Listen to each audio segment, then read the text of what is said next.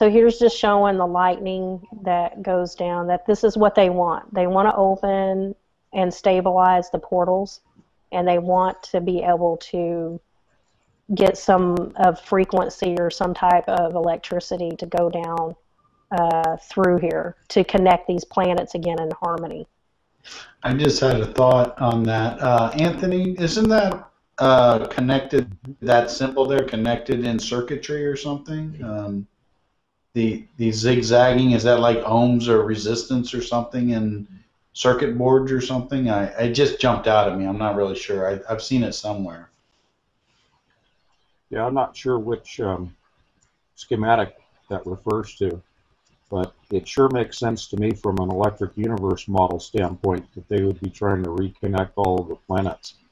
Because in the original, in the Golden Age, when we had the alignment of Saturn, Venus, and Mars to Earth in close proximity in a direct line, there was that plasma electric connection. They don't have the ability technologically or spiritually to realign the planets. And I've consulted with a couple of people this week on this theory, but what I'm going to put forth here is they don't have the ability to realign the planets back into that configuration that you were showing, Chris.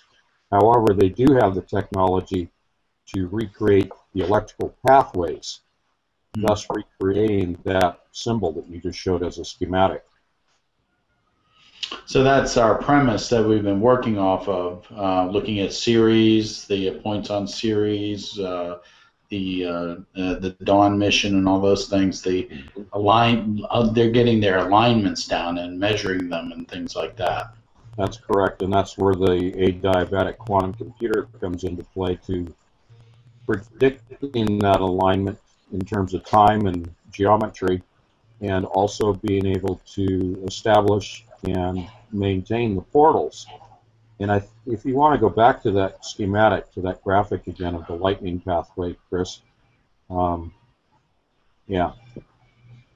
What essentially, you know what the planets are in the numbers. That's numerically arranged there, but you know which planets are which according to those numbers.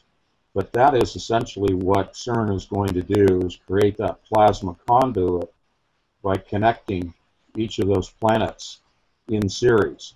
And there you go with the, the dwarf planet Ceres. But Ceres electrically is S-E-R-I-E-S, and the dwarf planet is a different spelling, C-E-R-E-S. But anyway, it's a play on words.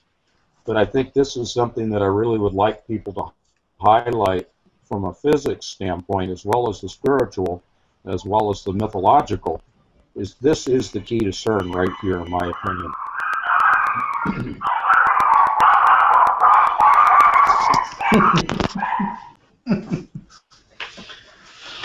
That's the dog star. That's the dog star. That's the dog star. Sirius just came in. That was a planned event, folks. Thank you for that.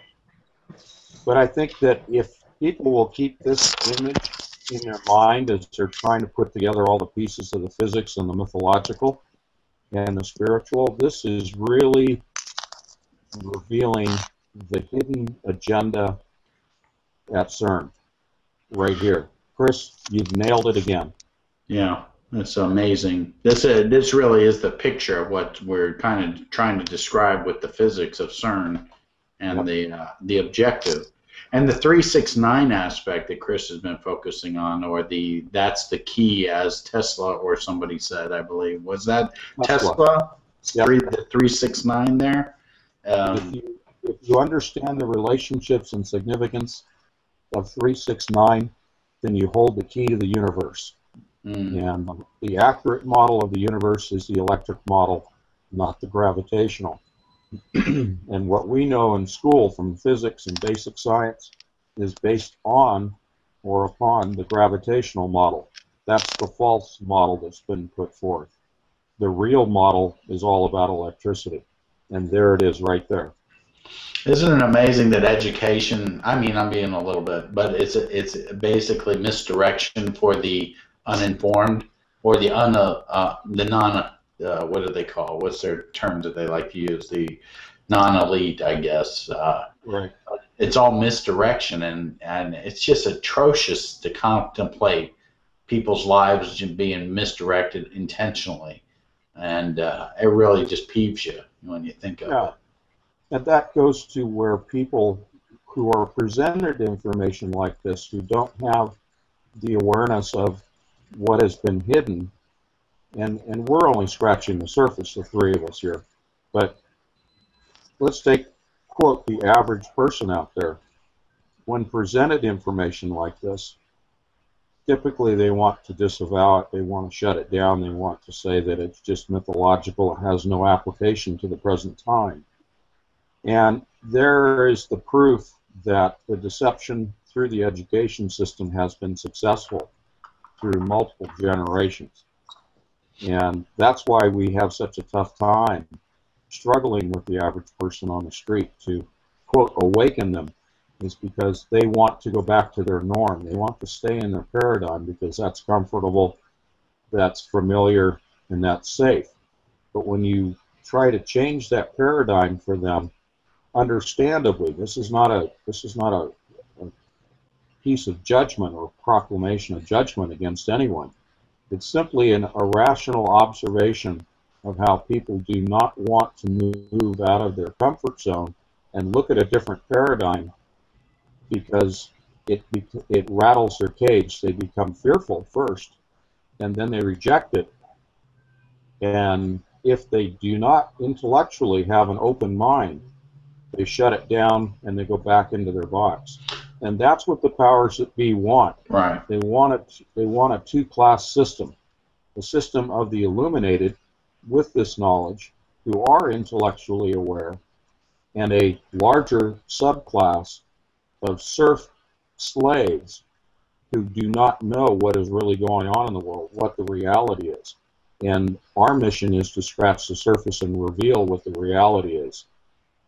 Yeah, from the psychological background that I have, when I just look at this and I think of it, and I look at it as the mental construct is what people come down with. They assess reality through their constructs. Their constructs are their beliefs, their belief systems, and what makes up those belief systems.